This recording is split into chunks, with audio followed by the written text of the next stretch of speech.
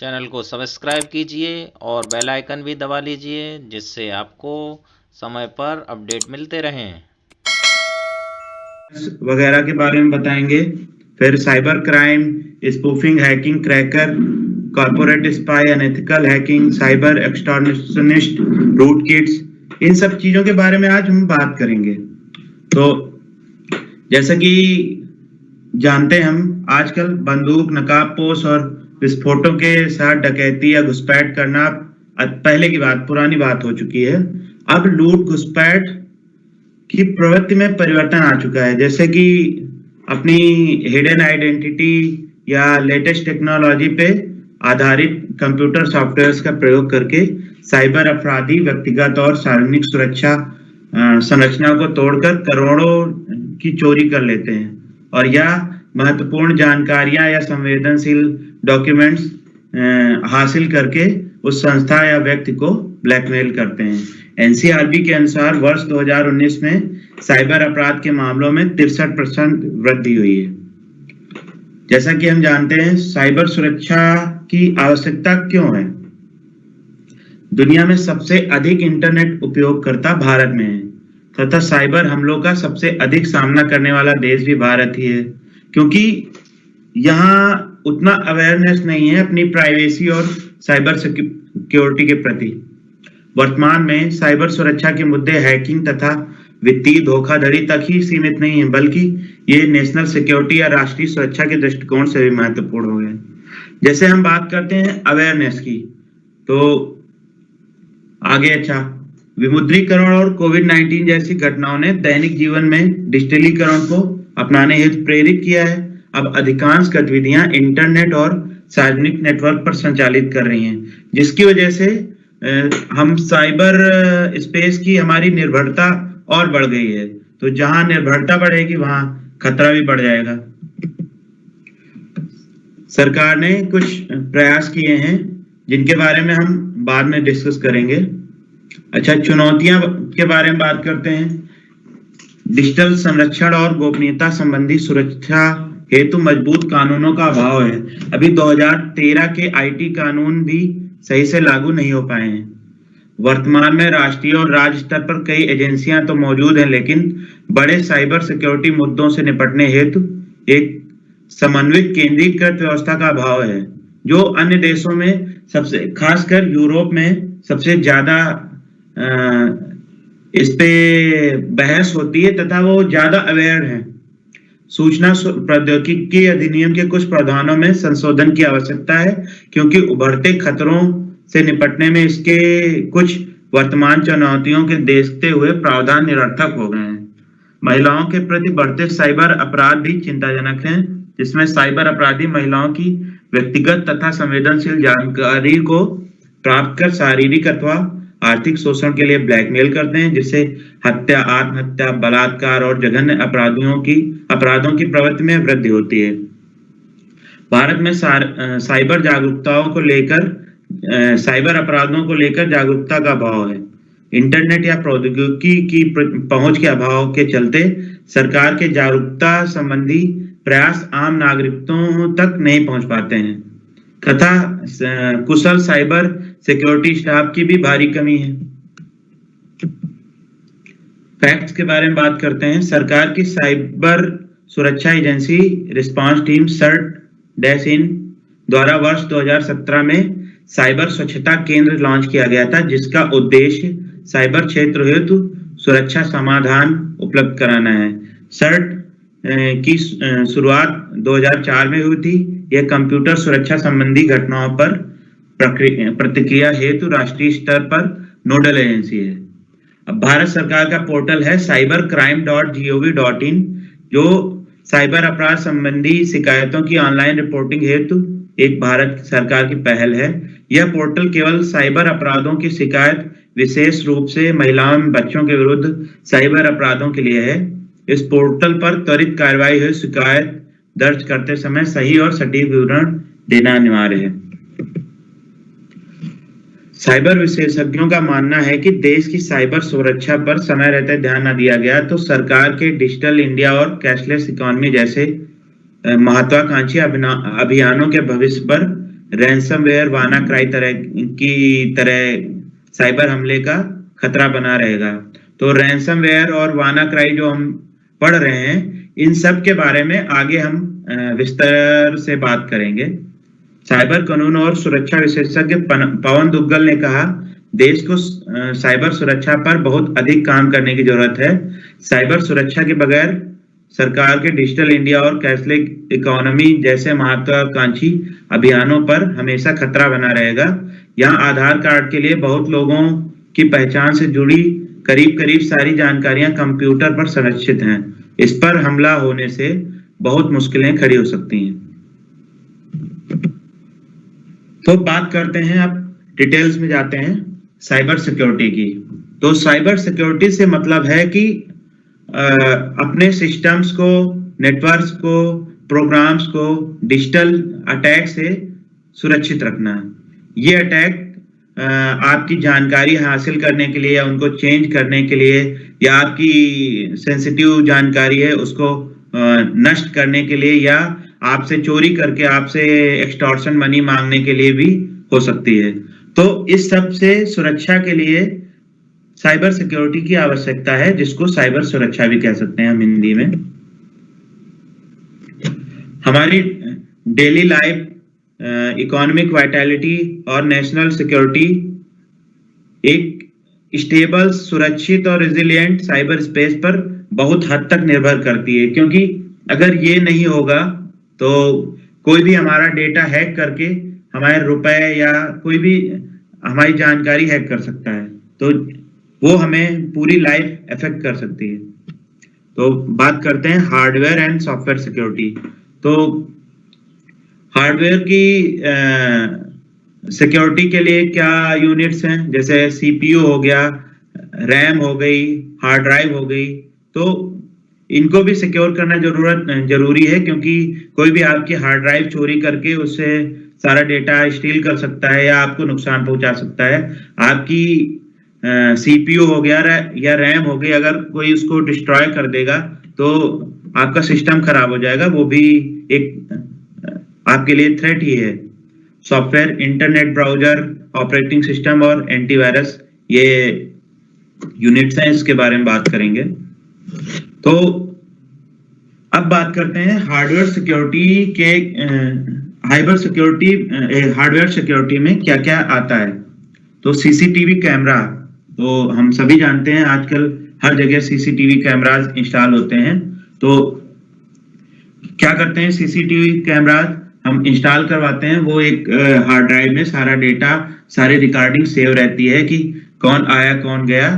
तो इस hardware security से हमारी आसपास का एरिया या वो जहां भी हमारा वर्क प्लेस है वो सुरक्षित हो जाता है।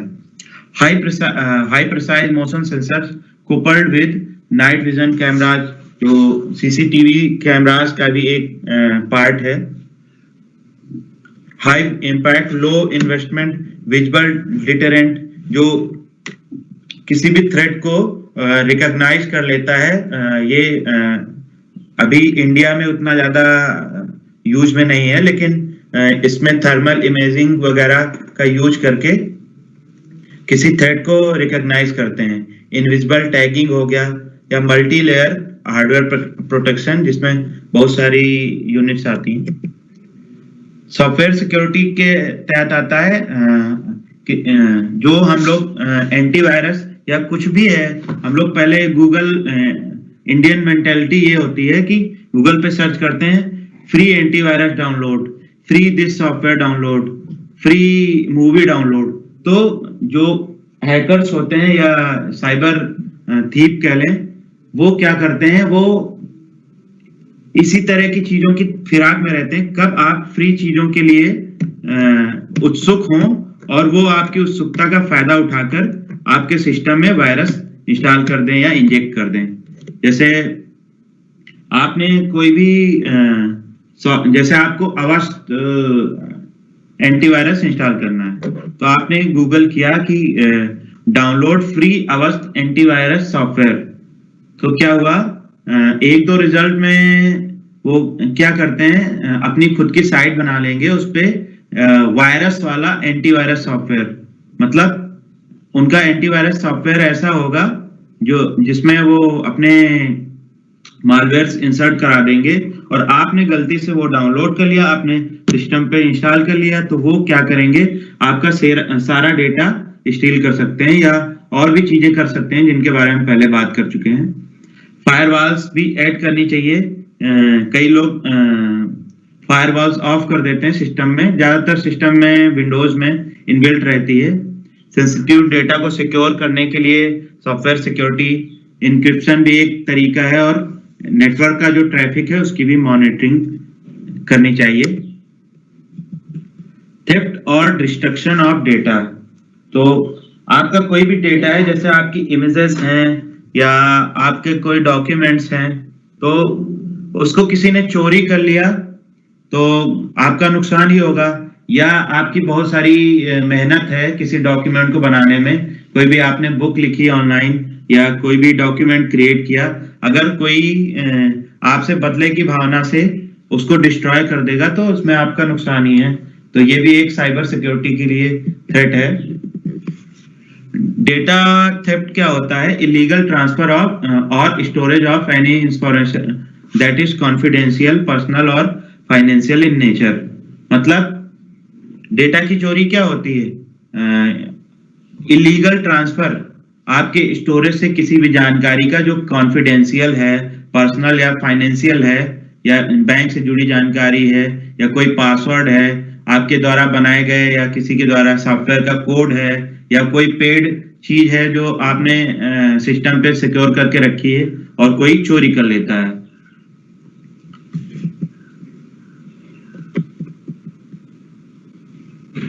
डेटा थेफ्ट के कुछ कॉमन तरीके हैं जो हम जानते हैं, जैसे यूएसबी ड्राइव। तो जैसे मेरा कोई फर्म है जिसमें वहां पे सिस्टम है, तो क्या किया, कोई गया और अपनी यूएसबी ड्राइव लेके गया, सिस्टम पे खोला सिस्टम को, और यूएसबी ड्राइव से उसको उस पे सारा डेटा उन्होंने कॉपी कर लिया और 2-10 मिनट में लेके वहां से निकल गए। तो एक तरीका हो गया। पोर्टेबल हार्ड ड्राइव हो गया, मेमोरी कार्ड या कोई भी मेमोरी वाला तरीका, या ईमेल के थ्रू आपके सिस्टम पे बैठा कोई और ईमेल से सारा डेटा वहां से शेयर कर दिया। या आपका कोई जरूरी डॉक्यूमेंट है, आपके सिस्टम पे 2 मिनट भी कोई बैठ के उसको प्रिंट करके निकाल के ले गया और आपका डेटा चोरी हो गया। रिमोट शेयरिंग, जैसे क्या होता है, एनी शेयर या कई और तरीके हैं जिससे आपका डेस्कटॉप रिमोटली शेयर हो जाता है। तो ये बनाया किस लिए गया था कि ताकि बहुत सारे लोग कोलैब करके एक ही प्रोजेक्ट पे काम कर सकें, लेकिन ये अलग अलग लोकेशन पे बैठ के काम कर सकें। लेकिन इसका क्या हुआ, उल्टा यूज ये भी है कि कोई भी आपके सिस्टम से रिमोट शेयरिंग ऑन करके उससे आपका डेटा चोरी कर सकता है। Malware attacks are potentially capable of extracting sensitive information. जैसा कि मैंने बताया था, जैसे कोई भी छोटे से सॉफ्टवेयर या कोई भी फाइल्स आपने अपने सिस्टम में डाल ली या किसी तरह से डाउनलोड हो गई, या जैसे मैंने बताया था पेड के चक्कर में आपने फ्री डाउनलोड किया, तो वहां पे मालवेयर आपके सिस्टम में आ गया और उस मालवेयर के थ्रू कोई भी हैकर आपकी सारी जानकारी या कुछ भी सेंसिटिव इंफॉर्मेशन चोरी कर सकता है। डेटा थेफ्ट को कैसे रोका जा सकता है? How data theft can be prevented. तो बात करते हैं इंक्रिप्शन ऑफ कॉन्फिडेंशियल इंफॉर्मेशन और पर्सनल इंफॉर्मेशन। तो एक ये भी तरीका है, अपनी जो पर्सनल इंफॉर्मेशन या कोई भी कॉन्फिडेंशियल इंफॉर्मेशन है उसको इनक्रिप्ट कर दिया जाए। बहुत ही सिंपल तरीका है जिसके बारे में आगे बात करेंगे। इनक्रिप्ट मतलब उसको जिप करके या उसको हाइड करके, आजकल विंडोज में बिट लॉकर आता है, तो अपनी हार्ड ड्राइव को लॉक कर सकते हैं, जो ऐसे नहीं खुले, पासवर्ड से ही खुलेगी। Data management system to have necessary security measures to ensure the corporate files are not moved और एक्सेस इलीगली। तो ये कॉर्पोरेट के लिए है कि एक सक्षम डेटा मैनेजमेंट सिस्टम बनाएं जिससे वो फाइल्स मूव ना हो सके। Periodic reviews on device and system which can pose high risk, मतलब टाइम टू टाइम रिव्यू लेते रहेंगे कि आप कौन सी फाइल, आपकी कोई जो ऐसी फाइल है आपके सिस्टम में जो आपको रिस्क तो नहीं पहुंचा रही है आपकी डेटा सिक्योरिटी के लिए। Usage of restricted network in organisation, ये इसका मतलब हम आपको आगे लेक्चर में बताएंगे। ये एक थोड़ा वृहत है और ये आपके लिए बहुत लाभदायक है। Restricted usage of device capable of data storage, तो आप जितना रिस्ट्रिक्ट कर देंगे उतना ही आपके लिए खतरा कम हो जाएगा। Laptop lockdown and biometric security measures, आप लैपटॉप को पासवर्ड से सुरक्षित रख सकते हैं, और या बहुत सारे लैपटॉप होते हैं जिसमें फिंगरप्रिंट या फोन्स देखा होगा आपने, आजकल ज्यादातर फोन में फिंगरप्रिंट सिक्योरिटी रहती है। और protecting confidential and personal information using password, तो सबसे सरल तरीका है पासवर्ड के द्वारा अपनी जानकारी को लॉक कर सकते हैं, और आप जब आपका मन होगा तभी खुलेगी पासवर्ड के through. Use of anti malware software, तो बहुत सारे एंटी मालवेयर सॉफ्टवेयर जैसे मालवेयर बाइट्स आदि आते हैं जिनका यूज करके आप मालवेयर से बचे रह सकते हैं। डेटा लॉस के बारे में बात करते हैं। Data loss occurs when valuable और sensitive information on a computer is compromised due to theft, human error, viruses, malware और पावर फेल्यूर। तो इसके बारे में पहले बात कर चुके हैं कि डेटा लॉस होगा तो आपकी किसी भी तरीके से हो सकता है, चोरी हो गया हो या हमारी गलती से डिलीट हो गया हो या वायरस या मालवेयर या आपका सिस्टम पावर फेल्यूर हो गया हो कि बैटरी खराब हो गई और आपका या मदरबोर्ड और हार्ड ड्राइव फ्राइड हो गई हो, तो आपका डेटा लॉस हो सकता है। तो जिसका सिंपल तरीका है, आप बैकअप बना के कहीं भी सुरक्षित रख सकते हैं। आजकल क्लाउड बैकअप एक सरल तरीका है डेटा को बैकअप करने का और रिस्टोर करने का जब भी मन करे। एक्सेस के बारे में बात करते हैं, ऑथराइज्ड एंड अनऑथराइज्ड एक्सेस। तो जैसे जानते हैं हमने कोई एप्लीकेशन इंस्टॉल किया अपने फोन में, तो उसमें पूछता है कि आपके फोन में ये परमिशन चाहिए उनको, तो data permission, location permission, storage permission, ये सारी परमिशन होती हैं। तो ये वो ऐप तभी यूज कर पाएगा जब उसको एक्सेस देंगे। आप यस दबाएंगे तो वो ये सब यूज करेगा, अगर आपने नो दबा दिया तो वो ऐप ये सारी चीजें यूज नहीं कर पाएगा। इसी को कहते हैं ऑथराइजेशन। तो ये एक सिक्योरिटी मैकेनिज्म है। तो यूजर और क्लाइंट प्रिविलेजेस को मैनेज करने के लिए। अनऑथराइज्ड एक्सेस, जैसे कोई भी आपकी वेबसाइट, प्रोग्राम, सर्वर, सर्विस या अदर सिस्टम पे आपकी बिना मर्जी के एक्सेस प्राप्त कर लेता है किसी छद्म तरीके से, किसी और तरीके से, तो उसको अनऑथराइज्ड एक्सेस कहते हैं।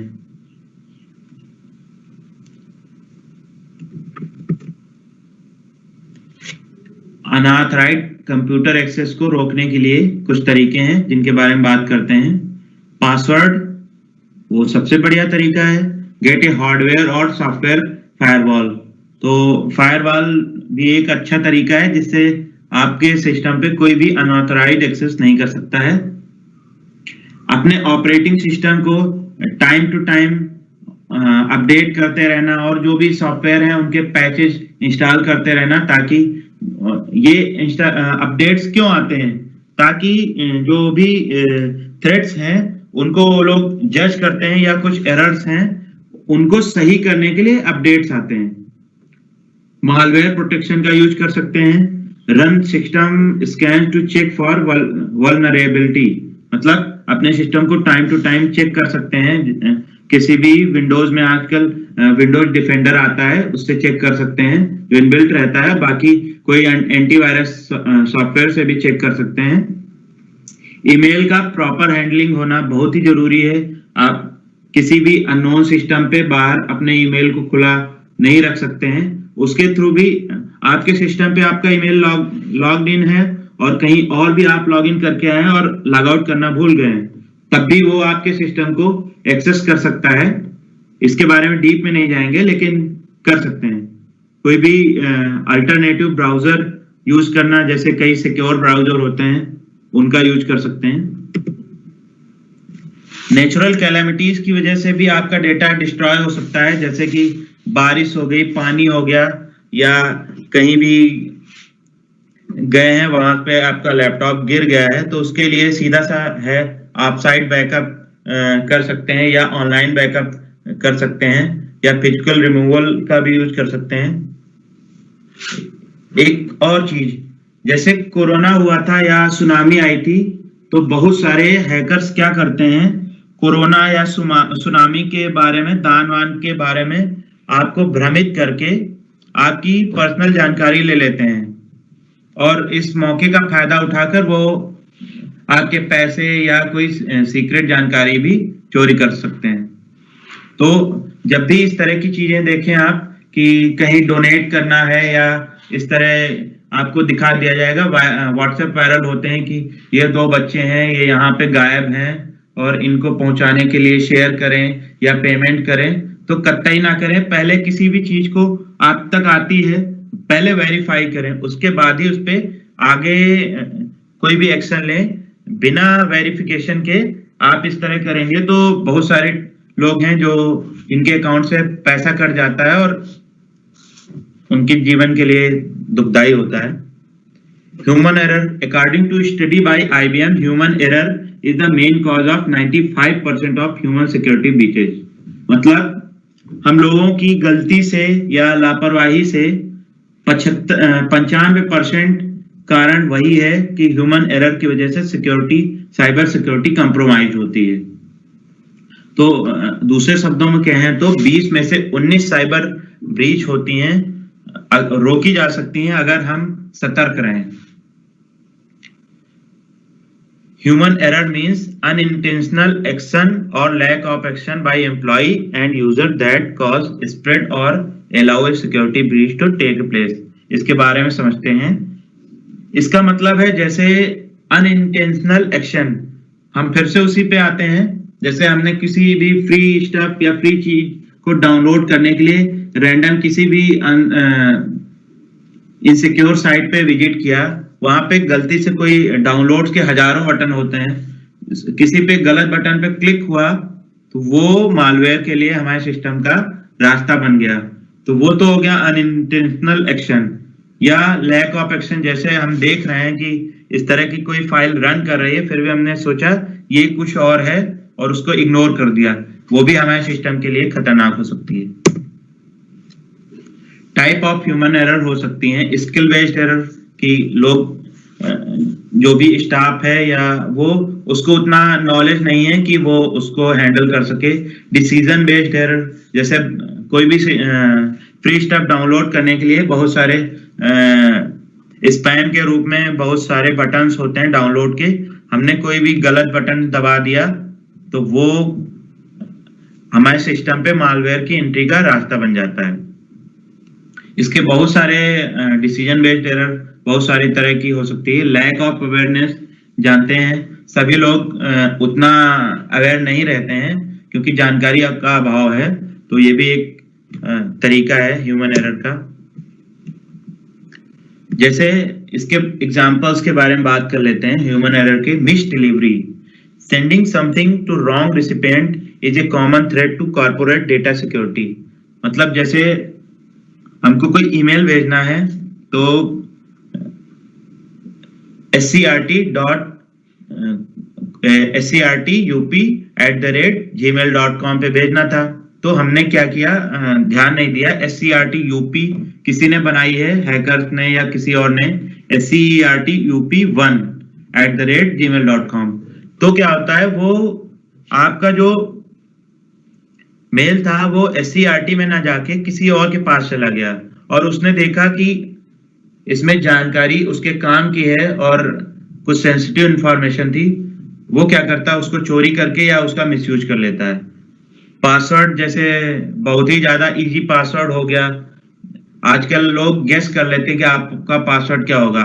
मोस्टली यूज लोग कोई अपना फोन नंबर बना देगा या बच्चे का नाम बना देगा, अपने नाम से बना देगा। तो लोग इतना भी पासवर्ड थोड़ा इजी नहीं बनाना चाहिए। पैचिंग,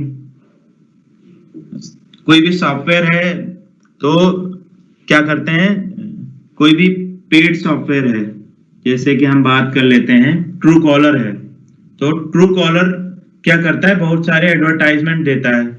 तो हमें एडवर्टाइजमेंट से भी बचना है, पेमेंट भी नहीं करना है, तो हम क्या करते हैं, मॉड वर्जन ढूंढते हैं उसका।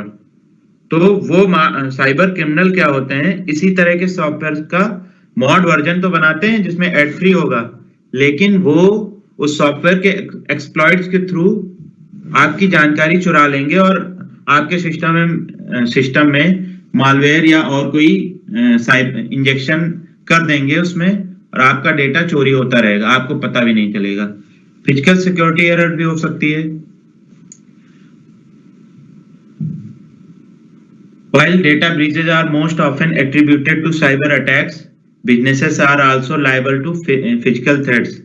कोई आपके सिस्टम पे गया, गन दिखा के आपके सिस्टम से डेटा चोरी कर लिया या ले लिया। एंटीवायरस के बारे में बात करते हैं। Software that is created specifically to help detect, prevent and remove malware. Malware means malicious software या वायरसेस को रिमूव करने के लिए एंटीवायरस का इजाद किया गया।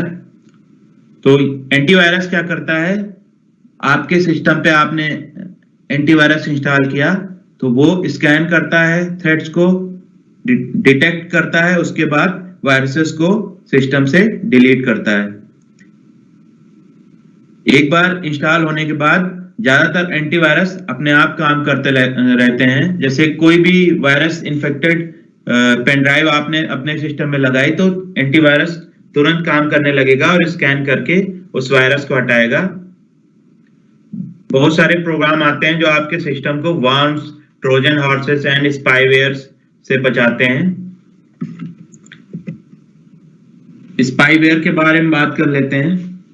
स्पाईवेयर क्या होता है, आपके सिस्टम के ऑपरेटिंग सिस्टम में अपने आप को अटैच कर लेता है और हाइड हो जाता है, और आपके सिस्टम में आपके हिसाब अनवांटेड चेंजेस करता रहता है और आपकी ऑनलाइन एक्टिविटी को ट्रैक भी करता रहता है और आपके सिस्टम पे अनवांटेड एडवर्टाइजमेंट भी भेजता रहेगा।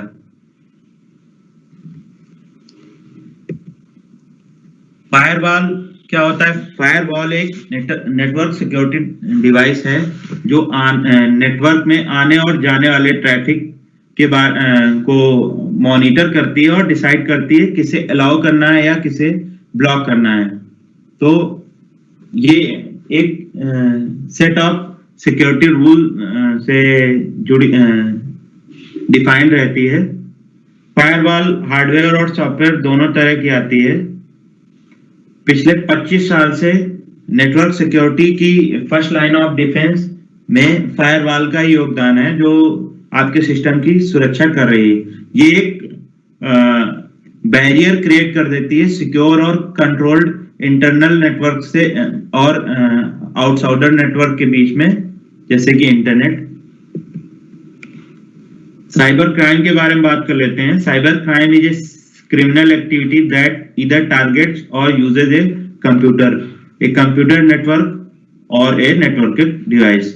तो पहले भी बात कर चुके हैं, साइबर क्राइम क्रिमिनल्स या हैकर्स करते हैं तो इनका मेन मकसद क्या रहता है, आपके डेटा की चोरी या आपके अकाउंट से पैसे की चोरी या सेंसिटिव इंफॉर्मेशन की चोरी, जिससे आपको ब्लैकमेल कर सकें और आपसे पैसे निकाल सकें।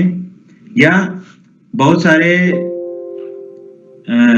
साइबर क्राइम होते हैं प्रॉफिट की वजह से, किसी कंपनी को प्रॉफिट पहुंचाने की वजह से, या उनका कोई भी पर्सनल या पॉलिटिकल एजेंडा हो सकता है।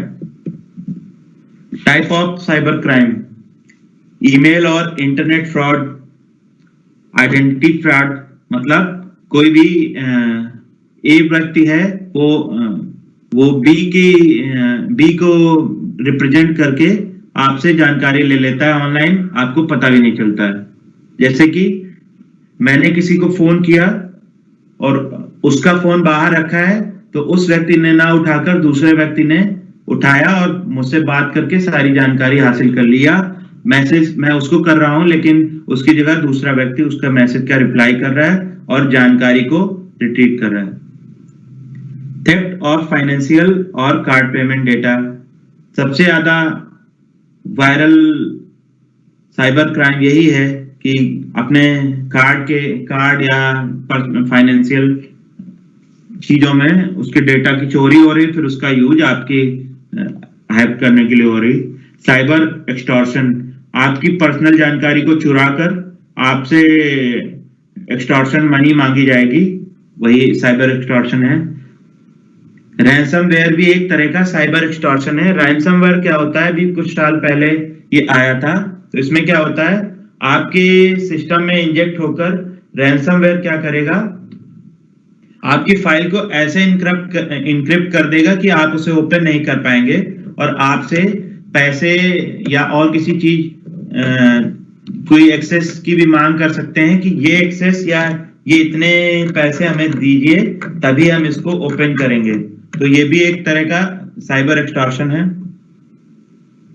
क्रिप्टो जैकिंग, जब हैकर क्रिप्टो करेंसी को आपके बिना इजाजत के माइन करते हैं आपके सिस्टम और रिसोर्सेज का यूज करके।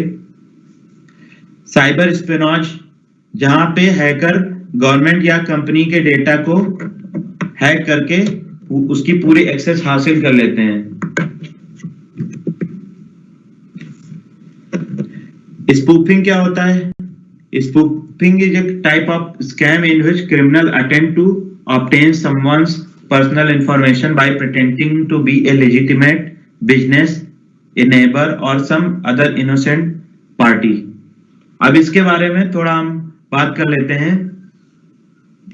मेरे पास एक कॉल आई जिसमें बताया गया कि मैं SBI से बोल रहा हूं और आपका कार्ड ब्लॉक हो गया है, आपको कार्ड चालू कराने के लिए ये जानकारी देनी पड़ेगी। तो मैंने क्या किया, उनको सारी जानकारी भी दे दी, OTP भी दे दी। तो उन्होंने क्या किया, सारी जानकारी हासिल करके मेरे अकाउंट से सारे पैसे निकाल लिए। ये हुई स्पूफिंग। तो वो कोई और पर्सन या SBI का एम्प्लॉय बनकर उन्होंने हमसे बात करी और हमने विश्वास में आके सारी जानकारी उनको दे दी। तो जैसा कि RBI भी कहती है, सारे बैंक्स कहते हैं कि कोई भी पर्सन, बैंक का एम्प्लॉय आपसे कभी भी OTP नहीं मांगेगा।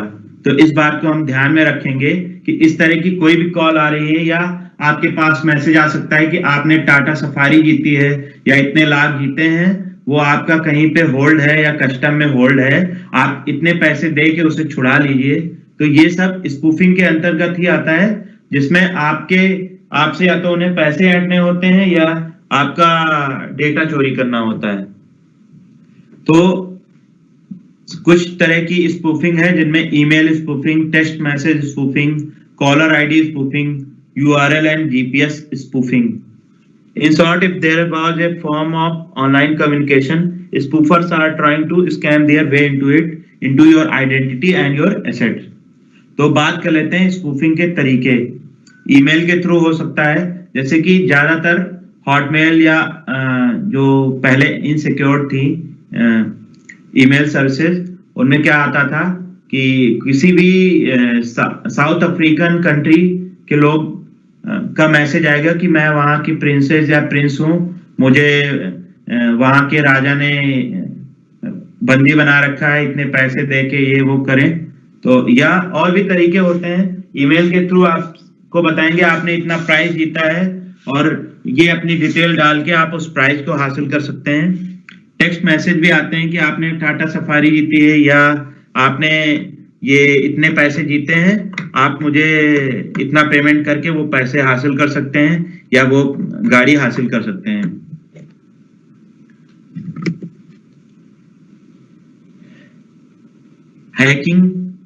हैकिंग के बारे में बात कर लेते हैं। तो एक कोड था Hacking has evolved from teenage mischief into a $1 billion growth business.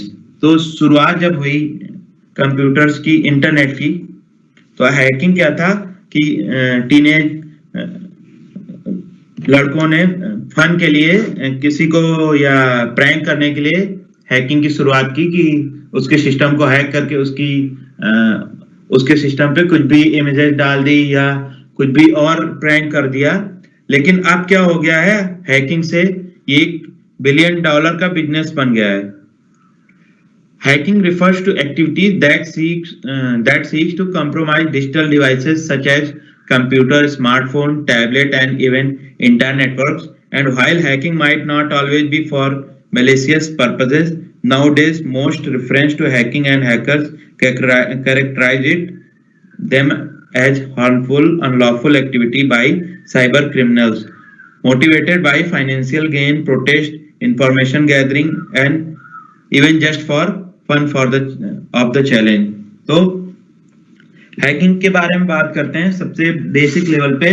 जैसे कई राजनेता होते हैं या कई सेलिब्रिटीज होते हैं, उनका ट्विटर अकाउंट हैक हो जाता है, तो वो अपने किसी भी मुद्दे को प्रोटेस्ट करने के लिए या फन के लिए उसके अकाउंट को राजनेता या सेलिब्रिटी के अकाउंट का हैक करके उसमें पोस्ट कर देते हैं, ताकि कभी कभी ये फनी होता है, लेकिन ये फनी से सीरियस बहुत जल्दी हो जाता है। इसमें क्या होता है, आपके कंप्यूटर, स्मार्टफोन, टैबलेट या पूरे नेटवर्क को किसी भी तरीके से हैक करके कंप्रोमाइज कर देते हैं, फिर उसका अपने हिसाब से यूज करते हैं। ज्यादातर साइबर क्रिमिनल्स अनलॉफुल एक्टिविटी के लिए ही हैक करते हैं, जिनसे या उनका फाइनेंशियल गेन या इंफॉर्मेशन गैदरिंग, स्पाइंग जुड़ी रहती है।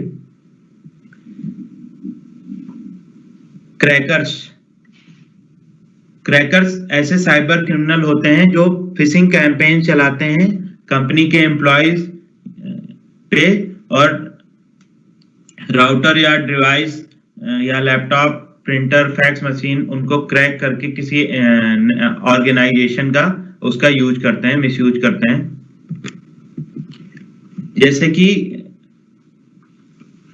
एक कोई कंपनी है, वो अभी घाटे में चल रही है, तो कंपनी बी है जो फायदे में चल रही है, तो ए ने उनके डिजिटल सीक्रेट्स को हैक करने के लिए उनकी जो मीटिंग हॉल है, अपना एजेंट भेजकर या किसी और तरीके से वहां पे अपना बग लगा दिया। बग मतलब माइक्रोफोन या कैमरा या कुछ, तो उनके सीक्रेट्स वहां से लीक करते रहेंगे और इनको पता रहता रहेगा या कोई भी कांटेक्ट उठाना हुआ कि यहाँ पे कौन सा एक्शन लेना है और उसका यूज कर सकते हैं। कारपोरेट स्पाई, जो एजेंट मैंने बोला कि वहां पे बग या और कुछ लगाने के लिए, तो कारपोरेट स्पाई का यही काम होता है, दूसरी टारगेटेड कंपनी में जॉब करके वहां से सीक्रेटली इंफॉर्मेशन और डेटा गैदर करते हैं, फिर इसे ओरिजिनल कंपनी में वापस भेजते हैं। तो इसके थ्रू क्या होता है, दूसरी कंपनी उसका फायदा उठाती है और उसका यूज करती है। हैकिंग के बारे में बात करेंगे फिर से। एक हैकिंग होती है एथिकल हैकिंग और एक हैकिंग होती है अनएथिकल हैकिंग। तो एथिकल हैकिंग में क्या होता है, कोई भी एम्प्लॉय अपने फर्म या गवर्नमेंट के लिए एथिकल हैकिंग करता है, जिससे अपने सिस्टम की सुरक्षा कर सकें या उसमें जो थ्रेट्स हो रही हैं उनको डिटेक्ट कर सकें और उनको रिमूव कर सकें। अनएथिकल हैकिंग क्या होती है, इसमें क्या करते हैं, नेटवर्क की जानकारी या पैसे चुराकर उसका यूज करते हैं, जो नॉर्मल क्रिमिनल हैकिंग कह सकते हैं, साइबर क्रिमिनल के द्वारा की गई। साइबर एक्सटॉर्शनिस्ट, इसके बारे में बात कर चुके हैं कि कोई भी टेक्निक्स यूज करके आपके सिस्टम या कंप्यूटर, हार्डवेयर, सॉफ्टवेयर, नेटवर्क पे एक्सेस गेन करने के बाद आपको फीस पे करने के लिए कहेगा, इतने पैसे देने पे ही आपको एक्सेस मिलेगा। जैसे कि रैंसमवेयर,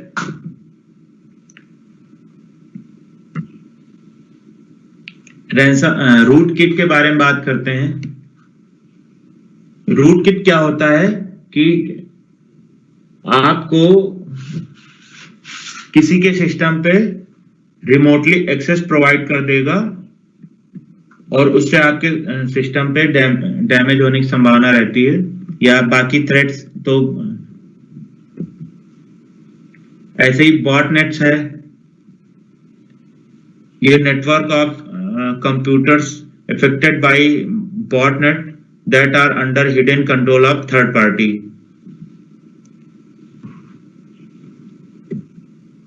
वायरस होक्स, अब इसके बारे में बात करते हैं जो हमारे लिए यूजफुल हो सकता है।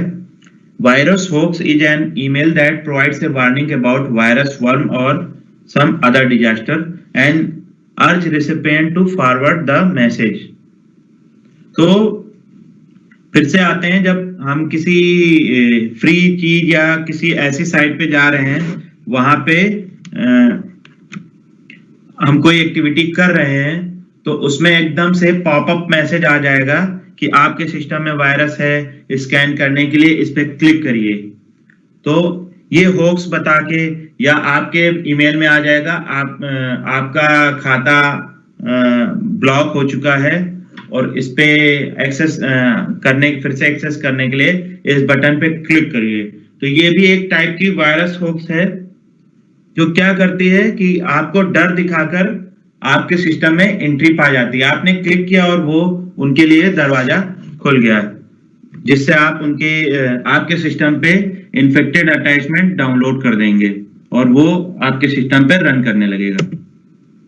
मालवेयर के बारे में पहले ही बात कर चुके हैं। ये मैलिशियस सॉफ्टवेयर है जो क्रिमिनल्स ऑफन यूज करते हैं स्पैम भेजने के लिए, या पर्सनल इंफॉर्मेशन या फाइनेंशियल इंफॉर्मेशन चुराने के लिए, या आपकी आइडेंटिटी चुराने के लिए, सच एज आपकी एम्प्लॉय आईडी है या आपकी वहां से एक्सेस कर लिया और आपका मिसयूज किया उसका।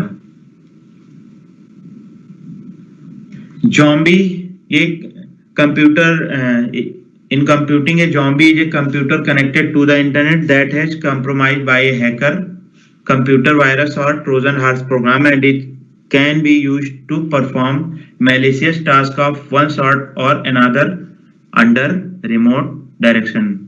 जैसे कि बहुत सारे सिस्टम्स का एक नेटवर्क है, जिनमें से एक सिस्टम ज़ॉम्बी है। ज़ॉम्बी मीन्स जो चीज डेड हो चुकी है और फिर से अलाइव होके आपको नुकसान पहुंचाएगी, जैसे कि बहुत सारी मूवीज में उसका रेफरेंस है। तो इसी तरह क्या होता है, कोई सिस्टम है जो कंप्रोमाइज हो चुका है और वो कंप्रोमाइज सिस्टम एक नेटवर्क में जुड़ा हुआ है। उस सिस्टम के थ्रू जो DDoS अटैक होते हैं उसी के थ्रू होते हैं। वो थर्ड पार्टी या किसी हैकर्स के द्वारा कंप्रोमाइज रहता है और वो उस सिस्टम का यूज करता है अदर्स पे अटैक करने के लिए। Junk mail, junk mail refers to unsolicited mail that companies, charities, political parties and other entities send. However, unlike spam, the term may refer to either tradition or electronic mail. तो junk mail क्या होता है, जैसे कि advertisement mail इसको कह सकते हैं आप समझने के लिए। रेफरेंस में कोई भी कंपनी है वो क्या करती है, अपना एडवर्टाइजमेंट करने के लिए कुछ लोगों को हायर करती है और सीरियल से, जैसे मेरा नाम अनुभव है तो अनुभव उससे रिलेटेड जितने सरनेम हुए या 1 2 3 सारा लगाकर एक सिस्टम बनाती है, जिससे एक क्लिक पे वो सब जगह अपना मेल या अपना एडवर्टाइजमेंट भेज देते हैं। तो हमारा ईमेल सर्विसेज जो हैं, जीमेल या हॉटमेल या और भी हो गई, तो वो उन्होंने इसके खिलाफ प्रोटेक्शन बनाई। उन्होंने एक जंक मेल का अलग ही कर दिया। इस तरह के मेल को डिटेक्ट करके वो सीधे जंक मेल में भेजते हैं। फिशिंग के बारे में पहले ही बात कर चुके हैं। जो कोई अदर पर्सन के रूप में विजिबल होके आपसे फ्रॉडलेंट कम्युनिकेशन करता है और रेपुटेटेड सोर्स के तरह बन के, जैसे कि बैंक कर्मचारी या और कोई कर्मचारी बनकर, और आपसे जानकारी विक्टिम की आपसे चुरा लेता है और उसका यूज अपने फायदे के लिए करता है।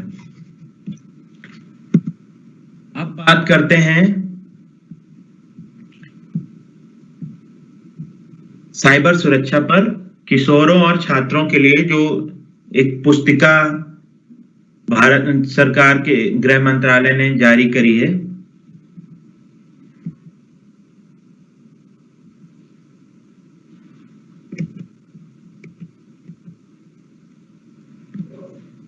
तो इसके बारे में बात इसलिए कर रहे हैं क्योंकि ये साइबर सुरक्षा एक बहुत चिंता का विषय है।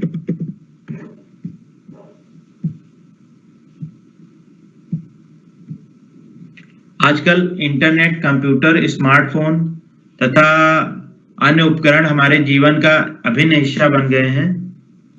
कल्पना करिए हम अपने प्रत्येक दिन का कितना समय इन स्मार्ट उपकरणों का प्रयोग करने में खर्च करते हैं। जैसे मोबाइल, टैबलेट हो गया, हमने Google, email, WhatsApp, Twitter, Facebook जैसे संचार माध्यमों को अपनी दैनिक गतिविधि का हिस्सा बना लिया है, लेकिन इनके साथ हमने अपने लिए साइबर खतरों का रास्ता भी खोल लिया है।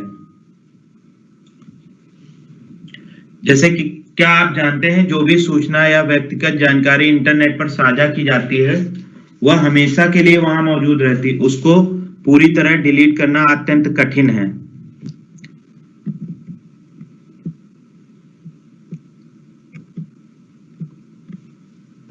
साइबर हमले और अधिक जटिल तथा परिष्कृत होते जा रहे हैं। इनका लक्ष्य फोन नंबर, पता, फोटोग्राफ, बैंक संबंधी विवरण इत्यादि जैसी व्यक्तिगत जानकारियों को चुराना है। साइबर अपराधियों द्वारा आपकी इस व्यक्तिगत जानकारी का उपयोग करके आपके खिलाफ कई तरीकों से किया जा सकता है, जैसे कि जाली प्रोफाइल बनाकर, साइबर खतरा देकर।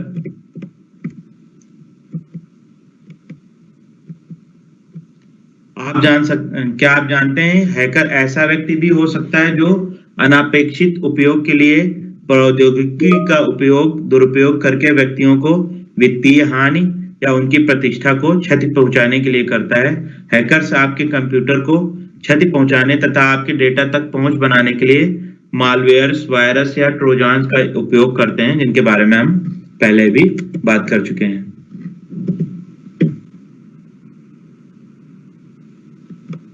ईमेल स्पूफिंग के बारे में बात कर चुके हैं।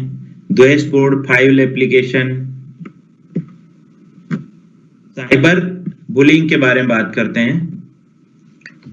इलेक्ट्रॉनिक तथा संचार माध्यमों जैसे कंप्यूटर, मोबाइल फोन, लैपटॉप इत्यादि का प्रयोग करके किसी को प्रताड़ित या बुली करने का एक प्रकार है।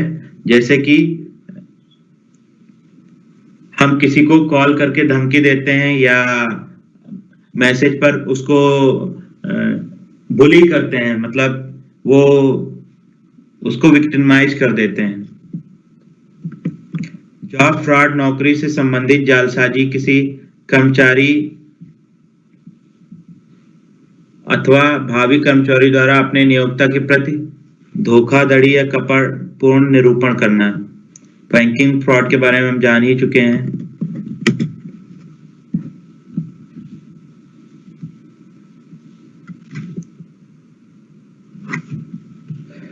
साइबर बुलिंग के बारे में बात करते हैं क्योंकि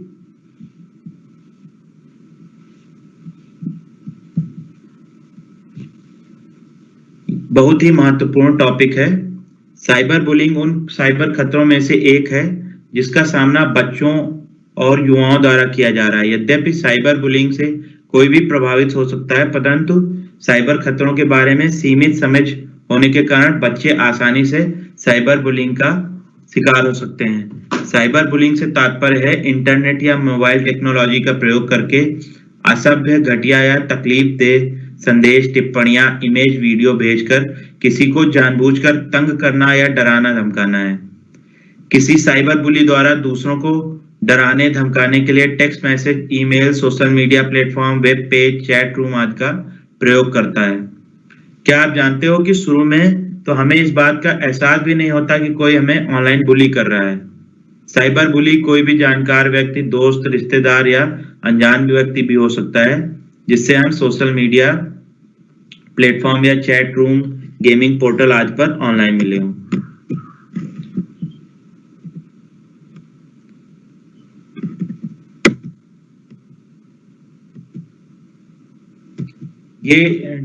ये डॉक्यूमेंट है होम मिनिस्ट्री द्वारा रिलीज किया गया।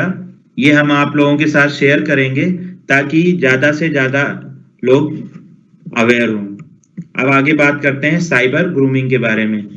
साइबर ग्रूमिंग एक ऐसा बढ़ता हुआ साइबर थ्रेट है जिसका सामना बच्चों और किशोरों द्वारा किया जा रहा है। ये एक ऐसी प्रक्रिया है जहां पर कोई यौन उत्पीड़न अथवा शोषण करने के लिए बच्चों का विश्वास प्राप्त करने के उद्देश्य से सोशल मीडिया अथवा मैसेजिंग प्लेटफॉर्म के माध्यम से बच्चों के साथ भावनात्मक संबंध स्थापित करता है। साइबर ग्रूमर जाली अकाउंट बनाकर बच्चे जैसा व्यवहार करेगा अथवा बच्चे जैसे शौक रखकर गेमिंग वेबसाइट या social media, email, chat room, instant messaging इत्यादि का यूज करेगा। साइबर ग्रूमर क्या होता है? वो बच्चों के साथ चैट करेगा और उन्हीं के एज या एज ग्रुप का ही बन के उनसे बात करेगा। जब उनका विश्वास हासिल कर लेगा तो फिर अपना रियल रूप उनके सामने रखेगा। हम में से बहुत सारे लोगों को यह एहसास भी नहीं रहा होगा कि कोई हमें ऑनलाइन ग्रूम कर रहा है। ऑनलाइन ग्रूमर कोई परिचित व्यक्ति, रिश्तेदार अथवा ऐसा कोई अनजान व्यक्ति भी हो सकता है जिससे हम social media platform, chat room अथवा गेमिंग पोर्टल आदि पे मिले हों।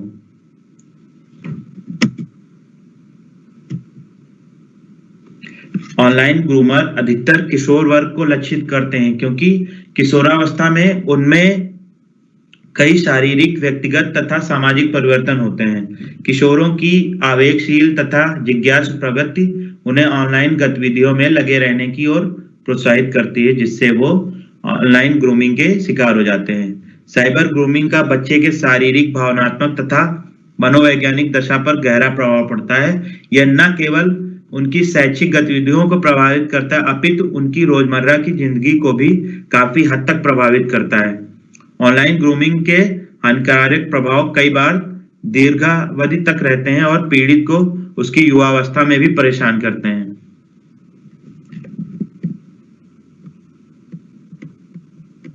आइए चर्चा करते हैं कि साइबर ग्रूमिंग का शिकार होने से आपको कैसे बचा सकते हैं। सोशल मीडिया प्लेटफॉर्म पर अनजान व्यक्तियों की फ्रेंड रिक्वेस्ट स्वीकार न करें। साइबर ग्रूमर अपने शिकार से दोस्ती करने के लिए जाली अकाउंट भी बना सकता है। सोशल मीडिया तथा अन्य ऑनलाइन प्लेटफॉर्म पर अपनी व्यक्तिगत जानकारी जैसे जन्म तिथि, पता, फोन नंबर और स्कूल का नाम साझा न करें। आपकी ऑनलाइन पोस्ट तक कौन पहुंच सकता है, इसके लिए आप सोशल मीडिया प्लेटफॉर्म पर प्राइवेसी सेटिंग में जाएं। अपने प्रोफाइल तक केवल अपने दोस्तों की ही पहुंच को सीमित रखने का प्रयास करें, जैसे कि इंस्टाग्राम, फेसबुक आदि हो गए। और खासकर व्हाट्सएप में स्टेटस या अपने कांटेक्ट को केवल अपने कांटेक्ट तक ही सीमित रखें। सावधान हो जाएं जब जान पहचान की छोटी सी अवधि में ही आपका चैट पार्टनर आपके रंग रूप की ज्यादा प्रशंसा करे। ऐसे लोगों से बात ना करें जो आपके शारीरिक और यौन अनुभवों के बारे में आपसे प्रश्न पूछे। आप उस व्यक्ति से ऐसे प्रश्न नहीं पूछने को कह सकते हैं क्योंकि आप असहज महसूस कर रहे हैं। और अपने माता पिता, अगर फिर भी वो ऐसा करते हैं तो अपने माता पिता को सूचित करें। ऐसे लोगों से बात ना करें जो आपसे आपकी अश्लील फोटोग्राफ, वीडियो साझा करने को कहें। यदि आप अपनी अश्लील फोटोग्राफ अथवा वीडियो किसी के साथ साझा करते हैं, वह व्यक्ति उन्हें किसी और के साथ साझा कर सकता है अथवा उन्हें सोशल मीडिया पर पोस्ट कर सकता है या आपको ब्लैकमेल भी कर सकता है। जब आपका चैट पार्टनर वेबकैम से कनेक्ट ना हो तो अपने वेबकैम को भी कभी ऑन ना करें। यदि आपका चैट पार्टनर उसके साथ आपकी बातचीत को गोपनीय रखने के लिए कहे या अपने बड़ों से बात करने, तो आप अपने बड़ों या माता पिता से बात करें। उस व्यक्ति से कतई अकेले मिलने ना जाएं जिससे आप ऑनलाइन मिले हो। हमेशा अपने साथ अपने किसी मित्र या बुजुर्ग को लेके जाएं। कभी भी अनजान स्रोतों से अनावश्यक सॉफ्टवेयर एप्स जैसे डेटिंग एप्स, ऑनलाइन गेम इत्यादि को इंस्टॉल ना करें, या एंटीवायरस भी। चैट रूम में चैटिंग करते समय विशेष रूप से सतर्क रहना चाहिए, अपनी व्यक्तिगत जानकारी को साझा ना करें। यदि आप साइबर ग्रूमिंग के शिकार हैं तो आपको क्या करना चाहिए? तत्काल अपने माता पिता या बड़ों को सूचित करें। ग्रूमर जो है, या कह सकते हैं जो भी है पर उसको ब्लॉक कर सकते हैं। सोशल मीडिया सारे प्लेटफॉर्म से उसको ब्लॉक कर दें। उनके द्वारा किए गए मैसेज को कलेक्ट करें, सेव रखें, ताकि उनके विरुद्ध कानूनी कार्रवाई की जा सके। आपके माता पिता बड़े ग्रूमर के खिलाफ शिकायत करने के लिए स्थानीय पुलिस स्टेशन से संपर्क कर सकते हैं, या cybercrime.gov.in पर भी उसका भी इस्तेमाल कर सकते हैं। भारत सरकार का पोर्टल है, या भारत सरकार का ट्विटर हैंडल जो इसी चीज के लिए बनाया गया है @cyberdost, उसका इस्तेमाल भी कर सकते हैं। क्या आप जानते हैं कि इलेक्ट्रॉनिक रूप में अश्लील सामग्री अथवा बाल यौन शोषण सामग्री CSAM को तैयार करना, प्रदर्शित करना, उसका प्रचार प्रसार करना, या इवन उनको चाइल्ड पोर्न आदि सेव कर रखना भी भारत के सूचना प्रौद्योगिकी अधिनियम 2000 के अंतर्गत दंडनीय अपराध है।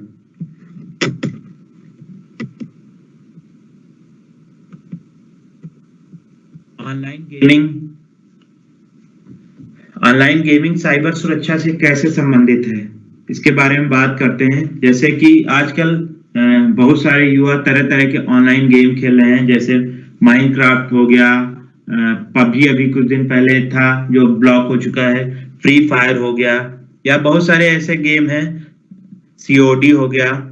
तो जहां कहीं भी इंटरनेट यूजर्स की संख्या ज्यादा है, साइबर अपराधी उनको शिकार बनने का रास्ता ढूंढ लेते हैं। यह धोखाधड़ी साइबर बुलिंग, अनुचित विषयों को साझा करने आदि के बारे में हो सकता है। गेमिंग एक ऐसा क्षेत्र है जो लेटेस्ट में इनकी पहुंच में आया है, जहां पे पहुंच आसान है और प्लेटफॉर्म की विभिन्नता ऑनलाइन गेम खेलने वालों को टारगेट बनाने में आसान हो गई है। ऑनलाइन गेम्स मनोरंजक तो हो सकते हैं, परंतु इनके साथ जोखिम भी जुड़े हुए हैं।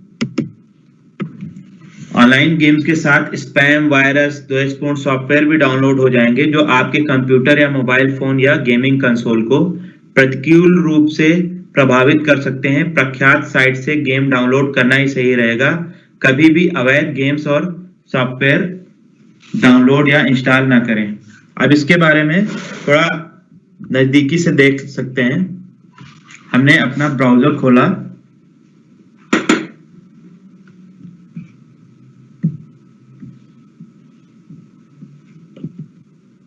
google.com पे विजिट किया।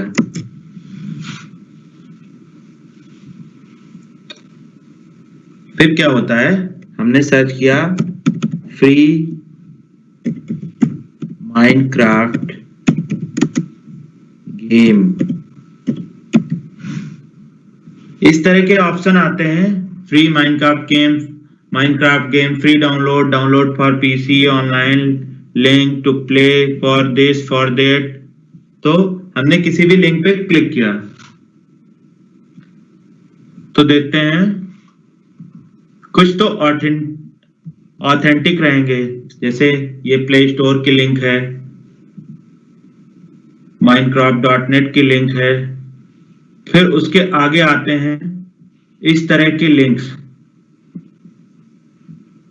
जहां पे कोई ऑथेंटिक सोर्स नहीं है, वो थर्ड पार्टी के रूप में आपके सॉफ्टवेयर को डिस्ट्रीब्यूट कर रहे हैं। और इसके एग्जांपल देखते हैं।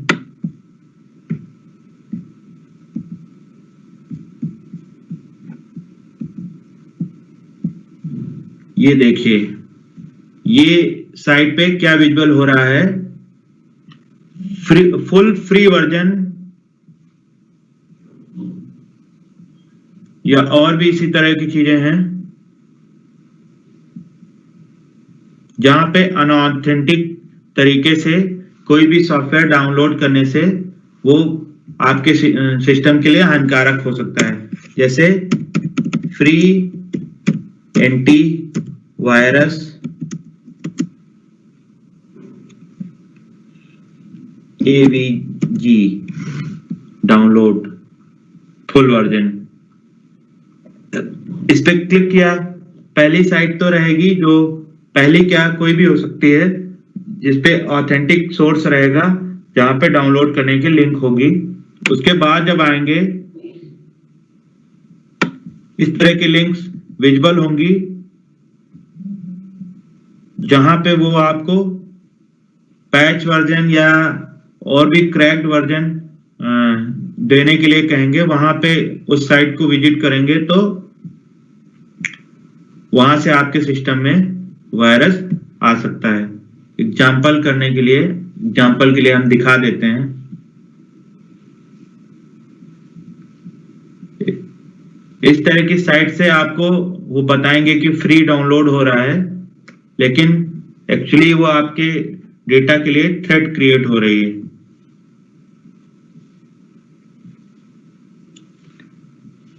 अब आगे बात करते हैं सर्च इंजन की। तो मैंने गूगल पे सर्च किया तो गूगल क्या कर रहा है, हमारे IP एड्रेस से हमारी लोकेशन निकाल के उसको यूज कर रहा है। देखिए यहाँ पे विजिबल हो रही लोकेशन। इसी तरह से बहुत सारी साइट्स हैं, यहाँ पे तो हमने अलाउ कर रखा है, लेकिन बहुत सारी साइट्स हैं जो आपकी जानकारी को आपकी मर्जी के बिना ट्रैक कर रही हैं,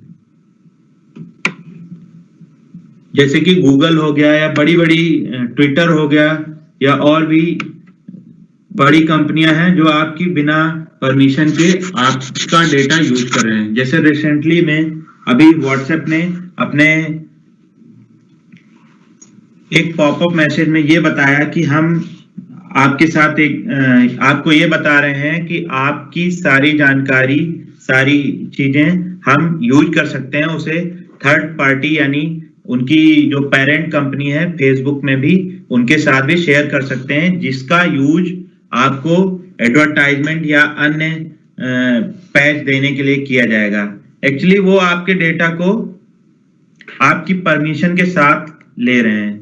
तो इन सब खतरों से हमको बचना चाहिए। हम हर साइट्स को अपनी एक्सेस नहीं दे सकते हैं। जैसे कि गूगल या अन्य बड़ी कंपनियां आपको ट्रैक कर रही हैं, तो एक एक सर्च इंजन है DuckDuckGo.com। ये स्पेसिफिकली प्राइवेसी के बेस्ड गूगल सर्च इंजन है, जहां पे आपको वो ट्रैक नहीं करेंगे या आपकी ऑनलाइन एक्टिविटी मेजर नहीं करेंगे। इसी तरह एक साइट है Quant.com जो सर्च इंजन है, भी ओपन नहीं हो रही है।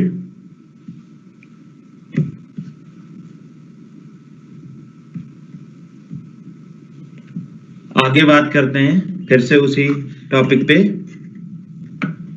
ऑनलाइन गेमिंग से जुड़े हुए जोखिम कौन से हैं? ऑनलाइन आक्रामक खिलाड़ियों की संख्या अधिक है जो आपको डरा धमका सकते हैं। कुछ खिलाड़ी एक दूसरे को डराने, धमकाने या परेशान करने के लिए खेलते हैं। वे अशोभनीय भाषा का प्रयोग करते हैं, गालियां देते हैं या धोखा भी दे सकते हैं। आपके लिए सतर्क रहना अत्यंत महत्वपूर्ण है। बहुत सारे वयस्क और साइबर अपराधी भी ऑनलाइन गेम खेलते हैं और बालक होने का बहाना करते हैं। वे आपको गेम्स के बारे में टिप्स देकर आपके साथ पॉइंट साझा करके आपके साथ दोस्ती करने का प्रयास करते हैं, फिर आपका विश्वास जीतते हैं। इसके बाद अवसर का प्रयोग करके आपकी व्यक्तिगत सूचना प्राप्त कर सकते हैं और कोई भी घोटाला करने के लिए प्रोत्साहित कर सकते हैं। बहुत से ऑनलाइन गेम से जुड़ी वेबसाइट हैं। इसके अतिरिक्त कोई रुचिकर ऑनलाइन गेम डाउनलोड करने के लिए आपको ईमेल या टेक्स्ट मैसेज के माध्यम से लिंक भेज सकता है। कई गेमों में कोई खाता खोलने से पहले खेलने के बारे में बहुत सारी व्यक्तिगत जानकारी मांगी जाती है। आपकी व्यक्तिगत जानकारी जैसे आपका नाम, आयु, मोबाइल नंबर आदि के साथ समझौता हो सकता है, जिसका दुरुपयोग बाद में किया जा सकता है। असुरक्षित साइटों से डाउनलोड किए गए निःशुल्क ऑनलाइन गेम के साथ वायरस और मालवेयर आदि भी डाउनलोड हो सकते हैं, जो आपके कंप्यूटर, स्मार्टफोन अथवा अन्य गेम यंत्रों पर बुरा प्रभाव डाल सकती है। बहुत सारे ऑनलाइन गेम्स में आपको पॉइंट, सिक्के आदि खरीदने के लिए कहा जाता है, जिन्हें खेल में सुधार के लिए अथवा समय या साधनों के अनुसार आपको फायदा पहुंचाने के लिए उपयोग किया जाता है। आपसे भुगतान के लिए क्रेडिट कार्ड का विवरण साझा करने के लिए कहा जाता है। इसे खरीदने के लिए अपने माता पिता से सहायता मांगते हैं आप। हालांकि कुछ संक्रमित ऑनलाइन गेम्स आपके क्रेडिट कार्ड का ब्यौरा प्राप्त करते हैं और उसका मिसयूज करते हैं। अब बात करते हैं स्वयं को सुरक्षित कैसे रख सकते हैं। ऑनलाइन गेम्स खेलते समय दूसरे खिलाड़ियों के साथ अपनी व्यक्तिगत सूचना जैसे नेम, एज, जेंडर, पता, दूरभाष संख्या आदि साझा न करें, क्योंकि उन्हें नहीं पता है कि आप कौन हैं या आपको नहीं पता वो कौन है। जब आप ऑनलाइन गेम खेल रहे हो तथा अपने माता पिता के क्रेडिट कार्ड या डेबिट कार्ड का ब्यौरा कतई उनके किसी के साथ साझा न करें। अप्रतिष्ठित निःशुल्क ऑनलाइन गेमिंग वेबसाइट से डाउनलोड किए गेमों को कभी इंस्टॉल ना करें। जैसा कि अभी थोड़ी देर पहले हमने देखा था। अपने कंप्यूटर, स्मार्टफोन तथा हाथ में रखे जाने वाले किसी अन्य यंत्र पर हमेशा अच्छा वाला एंटीवायरस इंस्टॉल करें। एंटीवायरस और अन्य एप्लीकेशन को नियमित रूप से अपडेट करते रहें। अपना पासवर्ड किसी को न बताएं। ऑनलाइन गेम्स खेलते समय कभी भी वॉइस चैट अथवा वेबकैम का उपयोग नहीं करना चाहिए, कि इससे आपकी पहचान दूसरे के साथ साझा हो सकती है।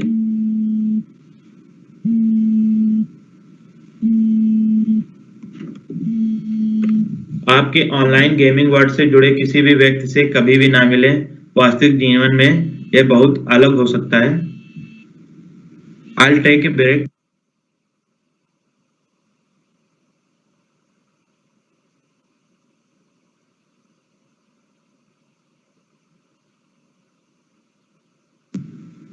Sorry for that. Online gaming world में यदि आप किसी चुनौती का सामना करते हैं तो तुरंत अपने माता पिता या बुजुर्गों को बताएं ताकि वे मदद कर सकें। आउटडोर गेम खेलने की आदत डालें। आप आउटडोर क्रियाकलापों का आनंद उठाएंगे तथा सच्चे मित्र बना सकते हैं। ये सब चीजें हम युवाओं और अपने स्कूल के बच्चों के रेफरेंस में भी कह रहे हैं और आपके घर के बच्चों के बारे में कह रहे हैं, ताकि सभी लोगों के अंदर अवेयरनेस ज्यादा हो। बहुत सारे लोग नहीं जानते हैं कि उनके बच्चे गेम खेल रहे हैं तो उससे क्या क्या असर पड़ सकता है, उसके साथ क्या हुआ है जो उसका व्यवहार चेंज हो गया है। तो उनको ज्यादातर आउटडोर गेम खेलने से लिए प्रेरित करें, जिससे उनको नई जानकारियां मिलेंगी, मांसपेशियां मजबूत बनेंगी, आत्मविश्वास प्राप्त करेंगे, नए सच्चे मित्र जो रियल लाइफ में मित्र हैं वो बनेंगे उनके, क्योंकि ऑनलाइन तो कोई भी हो सकता है ना। समग्र रूप से उनका व्यक्तित्व विकसित होगा। ईमेल फ्रॉड, इसके बारे में हम पहले से बात कर चुके हैं। सभी ईमेल प्रदाता स्पैम बॉक्स की सुविधा प्रदान करते हैं, जिसमें अनावश्यक मेल को अंतरित किया जाता है। एक आम बात हो गई है, जिससे किसी को व्यक्तिगत लाभ या नुकसान पहुंचाने के लिए किया जा सकता है।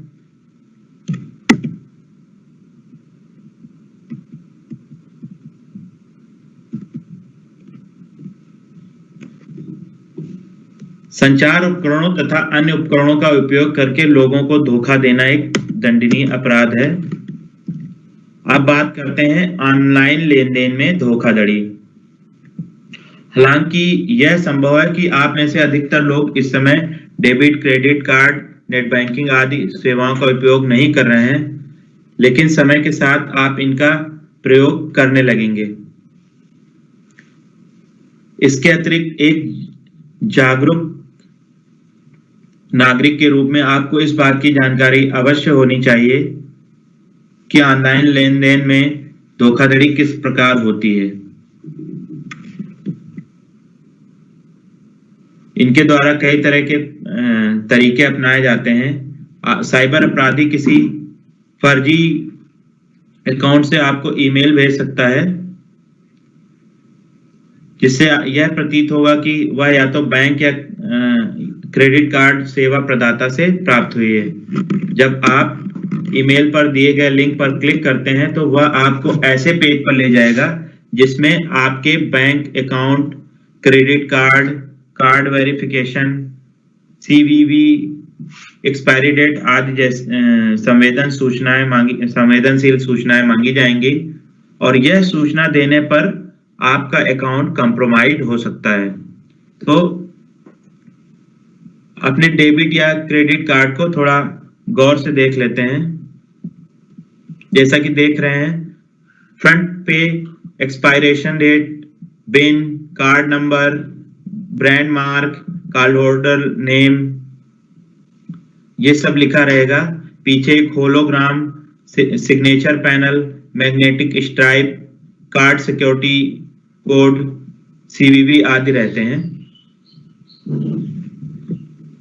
साइबर अपराधी अपनी फर्जी पहचान से अपने आप को बैंक कर्मचारी बताकर आपको कॉल कर सकते हैं तथा आपसे क्रेडिट कार्ड अथवा बैंक ब्यौरा अर्थात account number, PIN, CVV, expiry date आदि जन्म तिथि पूछने का प्रयास कर सकते हैं। ऐसा ब्यौरा कतई नहीं देना चाहिए, किसी को भी नहीं देना चाहिए। इवन आरबीआई या अदर बैंक ने भी यही कहा है कि कभी भी उनका एम्प्लॉय आपसे इस तरह की सूचनाएं नहीं मांगेगा किसी भी तरीके से।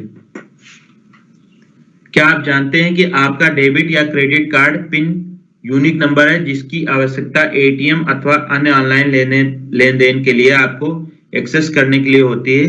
आप अपना पिन नंबर आसानी से बदल सकते हैं और उनको लगातार बदलते रहना ही सही रहता है। कई बार आपको साइबर अपराधी कॉल करके बता सकते हैं कि यदि आप अपना सब्सक्राइबर आइडेंटिटी मॉड्यूल अर्थात सिम को अपडेट नहीं करेंगे तो आपका मोबाइल बंद हो जाएगा। अपडेट करने के लिए आपको लिंक भेजेंगे, आपसे कहेंगे कि अपने नंबर से सेवा प्रदाता को एसएमएस भेजें। वास्तव में वे आपसे मोबाइल प्रदाता को एसएमएस इसलिए भिजवाने का प्रयास कर रहे हैं ताकि आपका मौजूदा सिम ब्लॉक हो जाए और आपका डुप्लीकेट सिम जारी हो जाए।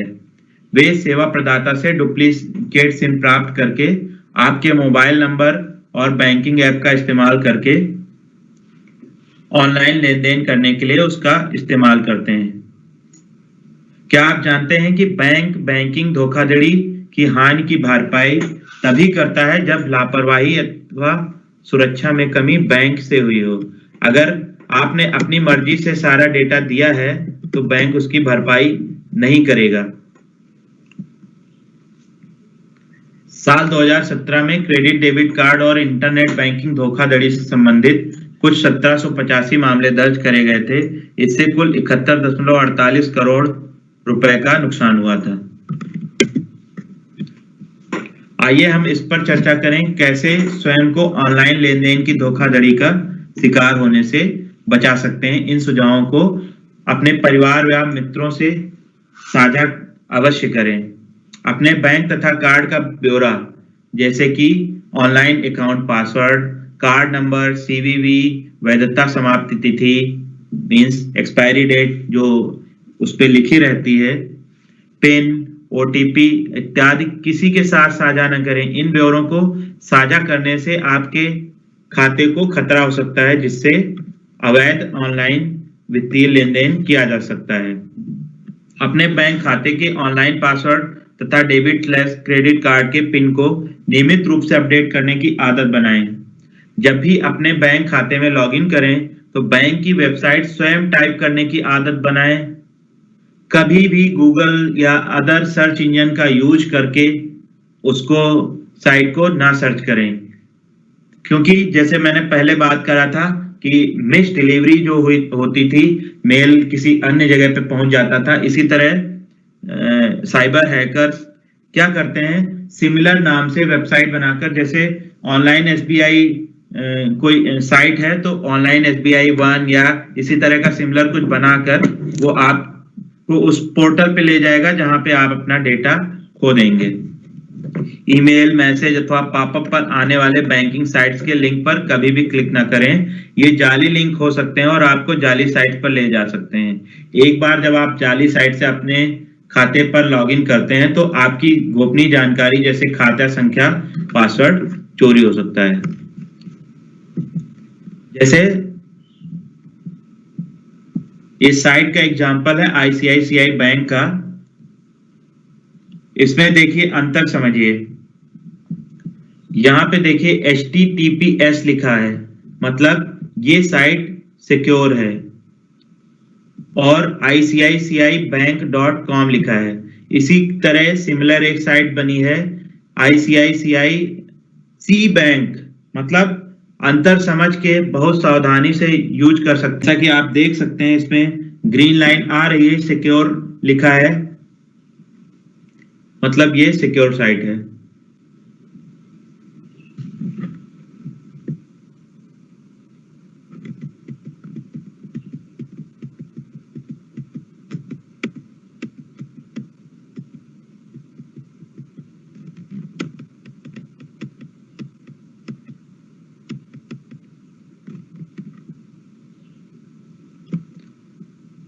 आगे बात करते हैं।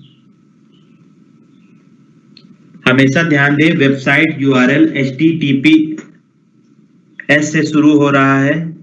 HTTPS वाले वेबसाइट यूआरएल आपके डेटा को वेबसाइट पर इनक्रिप्ट करके प्रदान करता है तथा उसे किसी भी प्रकार की हानि से सुरक्षित रखता है। जो वेबसाइट HTTPS से प्रारंभ नहीं होती हैं उस पर अपनी गोपनीय सूचना जैसे online account password, card number, CVV, expiry date, PIN आदि, OTP आदि साझा न करें। आपकी अपने मोबाइल को भी सुरक्षित रखना अत्यंत आवश्यक है, क्योंकि आपका मोबाइल नंबर हमेशा आपके बैंक खाते से जुड़ा होता है।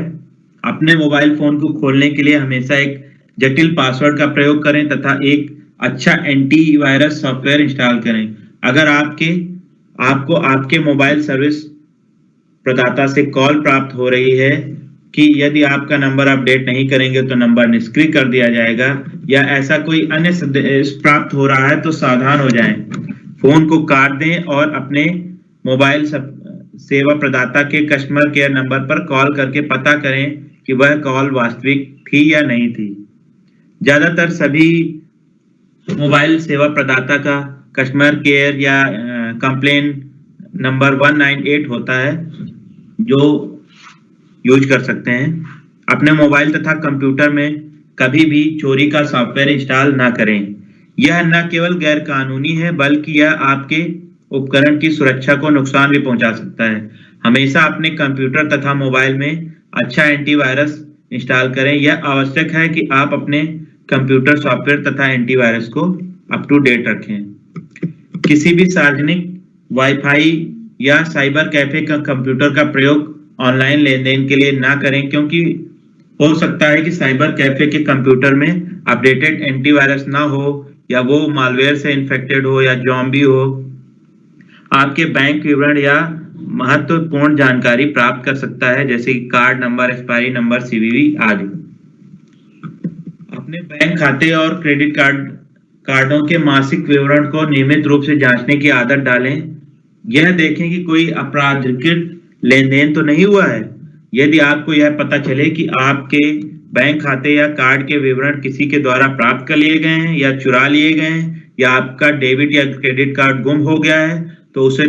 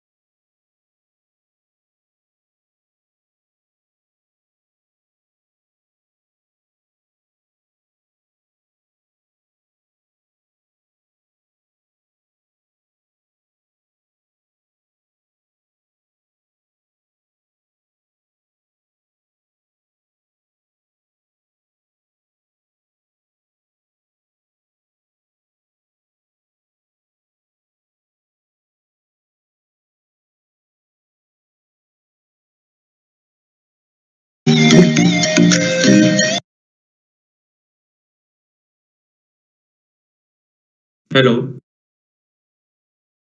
उसको जज करने का प्रयोग करें तथा एक अच्छा एंटीवायरस सॉफ्टवेयर इंस्टॉल करें। अगर आपको आपके मोबाइल सर्विस प्रदाता से कॉल प्राप्त हो रही है कि यदि आपका नंबर अपडेट नहीं करेंगे तो नंबर निष्क्रिय कर दिया जाएगा, या ऐसा कोई अन्य संदेश प्राप्त हो रहा है तो सावधान हो जाएं। फोन को काट दें और अपने मोबाइल सेवा प्रदाता के कस्टमर केयर नंबर पर कॉल करके पता करें कि वह कॉल वास्तविक थी या नहीं थी।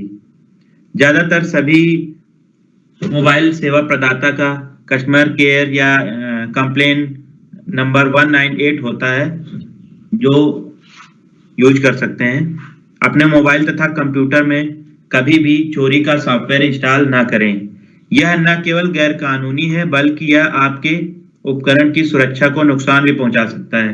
हमेशा अपने कंप्यूटर तथा मोबाइल में अच्छा एंटीवायरस इंस्टॉल करें। यह आवश्यक है कि आप अपने कंप्यूटर सॉफ्टवेयर तथा एंटीवायरस को अप टू डेट रखें।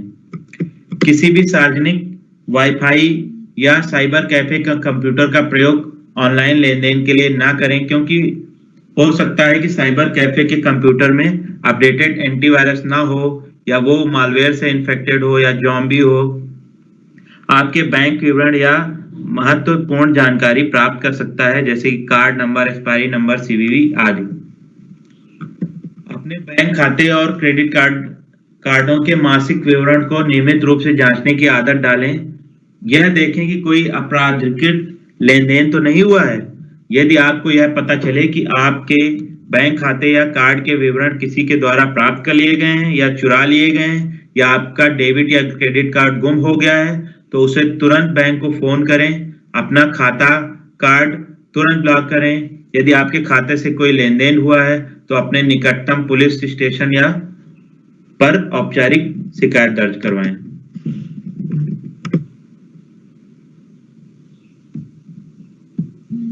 तो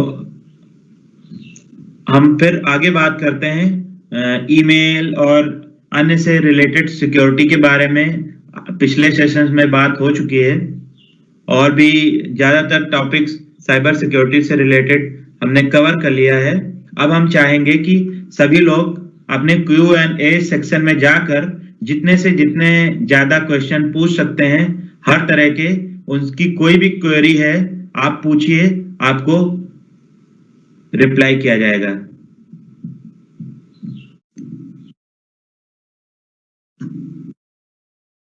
यस सर। हाँ मैम, आप लोग क्वेश्चन अगर विजुअल है क्वेश्चन देख लीजिए। किसी ने क्वेरी करी हो? हाँ, पूछ रही। कभी कभी हो सकता है वो मतलब क्रेजी एक्ट कर रहा होगा।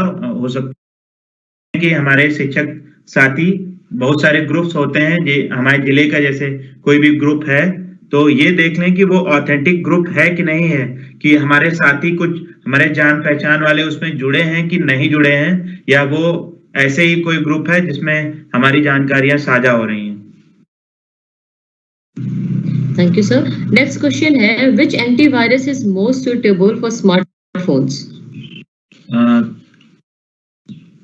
स्मार्टफोन के लिए नॉर्टन या और भी कैस्पर स्काई आदि का यूज कर सकते हैं। बाकी जो एंड्रॉयड होता है वो यूनिक्स सिस्टम लाइनक्स पे बेस्ड होता है, तो उसमें उतना ज्यादा खतरा नहीं रहता है। उसमें खतरा तभी होगा जब आप खुद से इंजेक्ट करने देंगे, जैसे कि कोई फ्री सॉफ्टवेयर या उस तरह का मॉड वर्जन वगैरह डाउनलोड करने की कोशिश करेंगे।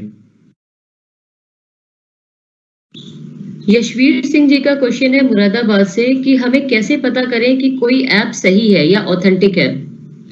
आप प्ले स्टोर पे जाएंगे तो उसका एक तो उसका क्या कहते हैं, पब्लिशर का नाम होगा, वहां से आप चेक कर सकते हैं कि ऑथेंटिक है कि नहीं है। जब जो कोई एक तो प्ले स्टोर से बाहर या ऐप स्टोर एप्पल के लिए, वहां से बाहर थर्ड पार्टी ऐप इंस्टॉल करना खतरा हो सकता है आपके फोन के लिए। तो सलाह यही रहेगी कि आप वेरीफाइड सोर्स से डाउनलोड करें, यानी प्ले स्टोर। और वहां पे भी पब्लिशर देख लें कि जैसे गूगल का कोई ऐप है तो पब्लिशर में google.inc ही है कि और कोई है।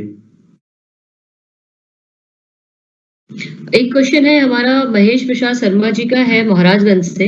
वो पूछ रहे हैं कि एटीएम से ट्रांजैक्शन फेल होने पर भी अकाउंट से अमाउंट डेबिट हो जाए तो क्या करें? आप इसकी अपने उसमें अनऑथराइज्ड डिवाइस कई बार लगी होती है, लोग हैकर्स या साइबर क्रिमिनल्स लगा जा सकते हैं, और ग्लू वगैरह का पहले यूज होता था, तो वहां पे पैसा आपका फंसा रह जा सकता है, आपके अकाउंट से डेबिट हो जाता है, लेकिन वहां पे वो बाद में जाके चेक कर ले, वो निकाल लेते हैं। तो जब ऐसा कुछ होता है तो आप तब तक वेट कर लें जब तक सामने वाला उसको यूज कर रहा है और उसने अपने खुद से अकाउंट से निकाले हैं कि नहीं निकाले हैं, ये एक बार वेरीफाई जरूर कर लें। Thank you sir. Mukesh Kumar ji का सहारनपुर से क्वेश्चन है कि पॉपअप मैसेज से एग्जिट कैसे हो? एंड्रॉयड में या विंडोज में? एंड्रॉयड के लिए बताते हैं, उसके रिसेंट ऐप में जाके ही उसको ऐप को डिस्कनेक्ट करें, वो क्लियर क्या बोलते हैं, मोबाइल पे रिसेंट ऐप आता है, कोई भी बटन उसके लिए होता है, वहीं से क्लियर कर दें और उसके बाद दोबारा उसको खोलें। ऐसे आप अगर साइड में कोई कट ढूंढ रहे हैं, मे बी क्रॉस का चिन्ह है, बहुत छोटा है, या वो भी एक वायरस का तरीका ही भी हो सकता है, तो इससे सबसे सही तरीका यही है कि रिसेंट ऐप्स में जाके वहां से क्लियर करें उसको।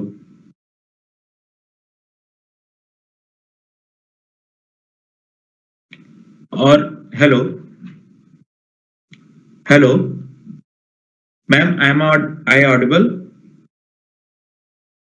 Hello Nisha ma'am, am I audible?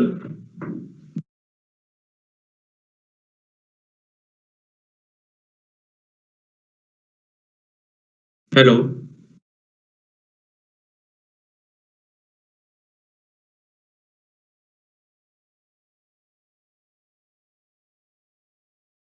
Hello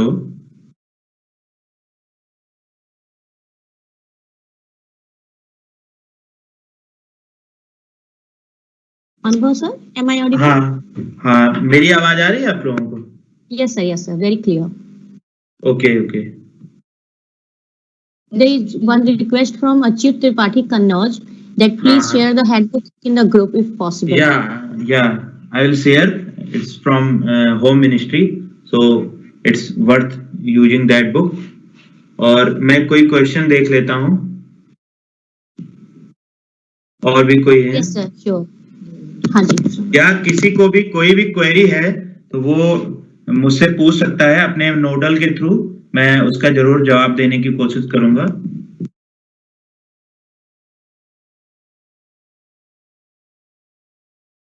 एक सर है राजीव कुमार सिंह, यूपीएस खानपुर बलिया से, अगर क्रोम पर कोई भी साइट एड्रेस डालने पर नॉट सिक्योर लिख रहा है तो क्या सेटिंग में चेंज करने की सिक्योर और सेफ ब्राउजिंग हो पाएगी? तो अगर नहीं हो, ये तो पॉसिबल नहीं है कि आप उसको सिक्योर करें। साइट अगर क्रोम पे शो हो रही है कि इनसिक्योर है तो उसको विजिट करिए, उसका यूज करिए, लेकिन उस पे कभी भी अपनी पर्सनल इंफॉर्मेशन, बैंक डिटेल या और कुछ मत दें। Yes sir. नेक्स्ट क्वेश्चन है धीरज जी का बरेली से, ये पूछना चाहते हैं कि व्हाट इज फायरवॉल? फायरवॉल के बारे में हमने बताया था। फायरवॉल आपके साइबर स्पेस और आउटसाइडर इंटरनेट के बीच में एक वॉल है, सीधी सी बात कर लेते हैं, वॉल है जो आपको प्रोटेक्ट करती है अनवांटेड ट्रैफिक से। आज की पीपीटी पीडीएफ के रूप में शेयर करी जाएगी, जिससे आप लोग उसका भी यूज कर सकते हैं, जिसमें सारे डॉक्यूमेंट लिखे हुए रहेंगे। अनुभव सर, एक क्वेश्चन था मैम का कि what is bot and is this harmful for a computer? Actually it's bot, I think she is asking about bot. तो बॉट होता है जो जैसे कि रोबोट, तो वो अपने आप एक्ट करने लगता है, तो ये डिफरेंट टाइप के बॉट्स हो सकते हैं, जैसे कि बहुत सारी हम SBI के बारे में बात करते हैं तो इनका बॉट है इला। तो बॉट क्या करता है, वो AI होता है जो अपने आप आपकी क्वेरी को आंसर करता है। तो ये हार्मफुल भी हो सकता है और इसका अच्छा यूज भी है, कंपनियां इसका सही यूज भी कर रही हैं। तो ये दोनों तरह के इसके कुछ भी हो सकता है। तो ये देखना जरूरी है कि वो किस सोर्स से है बॉट। वाला प्रश्न ले 12 बंद। सर एक क्वेश्चन ये है कि अगर क्रोम पर कोई भी साइट एड्रेस डालने पर नॉट सिक्योर लिख के आ रहा एक्चुअली हो। ये मैम इसको रिप्लाई कर दिया अभी। ओके अभी सर। मैंने खुद से पढ़ के किया। ये एक क्वेश्चन है फिरोजाबाद से, सर यदि कोई अनवांटेड ब्राउजर इंस्टॉल्ड हो गया हो तो उसे कैसे अनइंस्टॉल और डिलीट करें? Example chromium browser. तो क्रोमियम ब्राउजर एक तो तरीका सिंपल सा है, कंट्रोल पैनल में जाके इंस्टॉल। मुझे लगता है सर उसके बारे में बात करें, पीसी के बारे में। तो सबसे पहला तरीका है कंट्रोल पैनल में जाके वहां से प्रोग्राम्स एंड फीचर्स में जाके वहां से अनइंस्टॉल करने की कोशिश करें। अगर वहां से नहीं हो रहा है तो आप अपने पीसी की सी ड्राइव में जाइए। सी ड्राइव के बाद वहां पे प्रोग्राम फाइल्स जो फोल्डर है वहां पे उस क्रोमियम ब्राउजर की जहां पे उसका फोल्डर है, मेन फोल्डर, वहां पे जाके वहां से भी इंस्टॉल कर सकते हैं। Okay sir. सर एक मैम है, उनका क्वेश्चन है how to get rid of. Hello hello, आपकी आवाज नहीं आ रही मैम। यस सर, हाँ बताइए। प्लीज हाँ। Take the question. Jyoti Mehta ma'am ने पूछा है how to get rid of obscene ads in YouTube. तो यूट्यूब क्या करता है, वो लोकेशन बेस्ड एड दिखाता है। तो आई थिंक यूट्यूब पे अगर आपने लोकेशन परमिशन दे रखी है तो उसको बंद कर दीजिए। और इस तरह की जो एड्स आते हैं उनको साइड में 3 डॉट आइकन पे जाके वहां से रिपोर्ट करेंगे तो धीरे धीरे वो एड्स आना बंद हो जाएंगे।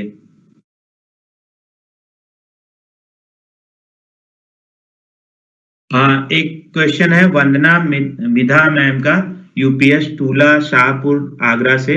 What are cookies sir?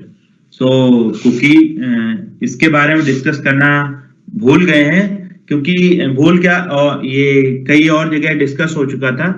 तो कुकीज क्या होती है? स्क्रिप्ट होती है जो आपकी सिस्टम पे या कोई साइट की विजिटिंग की मॉनिटरिंग करती है। तो इस पे डेटा सेव रहता है जहां जहां पे आप ने कोई एक्टिविटी की है किसी वेबसाइट पे। वंदना मिधा मैम का ही एक और क्वेश्चन है sir. How can we protect my laptop from malwares? Which antivirus should I buy? Actually malware protection के लिए मालवेयर बाइट्स का भी यूज कर सकते हैं। और आजकल अगर आपका विंडोज 10 यूज कर रहे हैं और वो ऑथेंटिक है, आई मीन परचेज्ड वर्जन है या सिस्टम के साथ वेरीफाइड वर्जन है, तो उस पे विंडोज डिफेंडर रहता है, वो भी पर्याप्त है। बाकी अगर आप थर्ड पार्टी सोर्स से खरीदना चाहते हैं तो मालवेयर बाइट्स नाम का सॉफ्टवेयर है, वो अच्छा काम करेगा।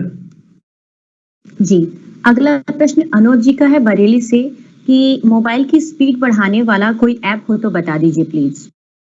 मोबाइल की स्पीड बढ़ाने के लिए कोई भी ऐप नहीं है। सबसे पहले इस भ्रम को दूर करिए। जो ऐप मोबाइल की स्पीड या आपकी बैटरी को इंक्रीज करने की बात करता है, यानी वही उल्टा काम करता है। दूसरी चीज, स्पीड बढ़ाने के लिए आप सिंपल सा तरीका यूज करिए। स्टोरेज में जाके, जैसे सेटिंग में जाएंगे, वहां पे स्टोरेज में जाके कैश क्लियर कर देंगे तो आपके मोबाइल की स्पीड ऑटोमेटिकली बढ़ जाएगी। या पर्टिकुलर अगर वहां से आपको क्लियर स्टोरेज का ऑप्शन, क्लियर कैश का ऑप्शन नहीं मिल रहा है तो पर्टिकुलर ऐप पे जाके, जहां पे सारे ऐप्स होते हैं, ऐप पे जाके उसकी कैश क्लियर कर सकते हैं। केवल यही तरीका है आई थिंक जिससे आपकी स्पीड बढ़ेगी। कोई भी ऐप ऐसा नहीं होता है जो आपकी स्पीड बढ़ाएगा। ज्यादातर इसमें फ्रॉडुलेंट ऐप्स ही होते हैं। जी। अगला प्रश्न है सीमा जी का लखनऊ से। What is the meaning of botnets? Hello. हाँ सर, अगला प्रश्न सीमा जी का है। हाँ जी, हाँ जी। बॉटनेट्स, हाँ, बॉटनेट्स एक इन्फेक्टेड सिस्टम ऑफ सिस्टम्स है। मतलब ये क्या करता है, एक सिस्टम इन्फेक्टेड रहता है और नेटवर्क से कनेक्टेड रहता है, और हैकर्स क्या करते हैं, उसके थ्रू अदर सिस्टम्स पे अपना एक्सेस ले लेते हैं, जो सिमिलर टू जॉम्बी। अब एक मैम ने सर हैं नरेंद्र कुमार जी, उन्होंने पूछा है व्हाट्सएप कितना सुरक्षित है। तो कोई भी चीज उतनी सुरक्षित है जैसा आपका यूज है। तो आई थिंक आपको प्राइवेसी सेटिंग्स सही से लगा के ही यूज करना चाहिए कोई भी।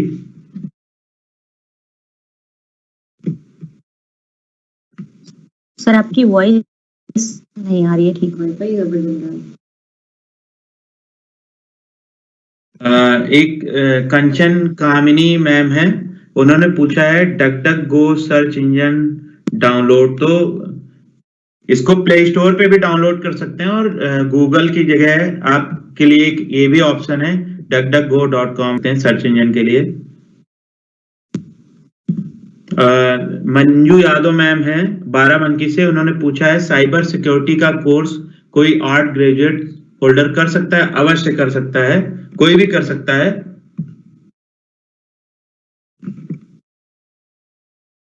एक सर ने पूछा है ऐड फायरवॉल कैसे होती है? एक्चुअली विंडोज पे ऑलरेडी एक्टिवेटेड रहती हैं। वो मैंने उसको फायरवॉल के बारे में इसलिए बताया था कि कई बार लोग किसी सॉफ्टवेयर या अन्य चीज को एक्सेस देने के लिए फायरवॉल को ऑफ कर देते हैं, जो नहीं करना चाहिए।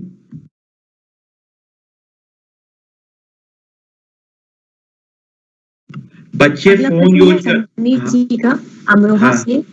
Sorry sir, please complete your talk please. हाँ, एक अब्दुल हसन सर हैं, उन्होंने पूछा है बच्चे फोन यूज करते हैं और व्हाट्सएप यूज करते हैं या ब्राउजिंग करते हैं, चैटिंग करते हैं, उनकी हम कैसे मॉनिटरिंग कर सकते हैं? बहुत अच्छा प्रश्न है।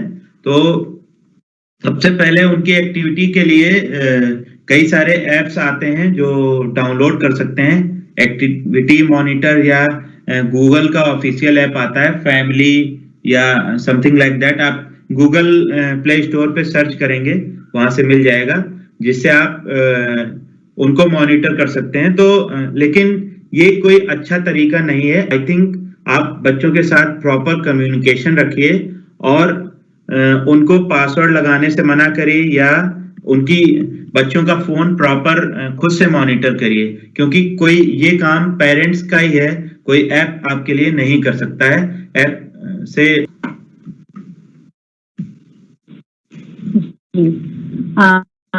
सर सन्नी का प्रश्न है अमरोहा से। ये पूछना चाहते हैं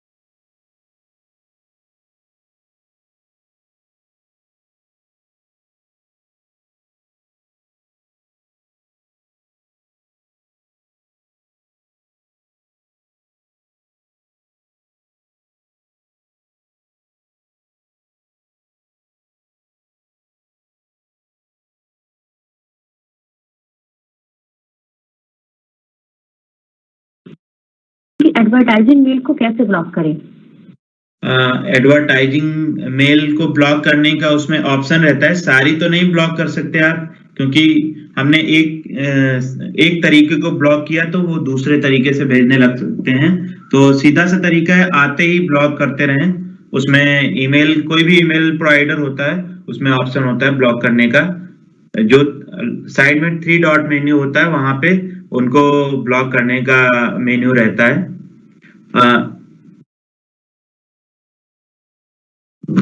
किसी लिंक पर क्लिक करने पर रिडायरेक्ट हो जाता है, इसे कैसे रिजॉल्व करेंगे? तो ये डिपेंड करता है कि आप कौन सी लिंक यानी किस साइट का यूज कर रहे हैं। बहुत सारी ऑथेंटिक साइट होती हैं जो दूसरी लिंक पे रिडायरेक्ट करते हैं, तभी वो परमिशन मांगेंगे।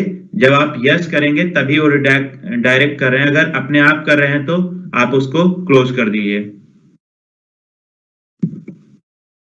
हम अपने सिस्टम के फायरवॉल ऑफ रखना है कि ऑन रखना है? Yes, sir. ऑन रखना है, फायरवॉल को ऑन रखना है। What is cache data?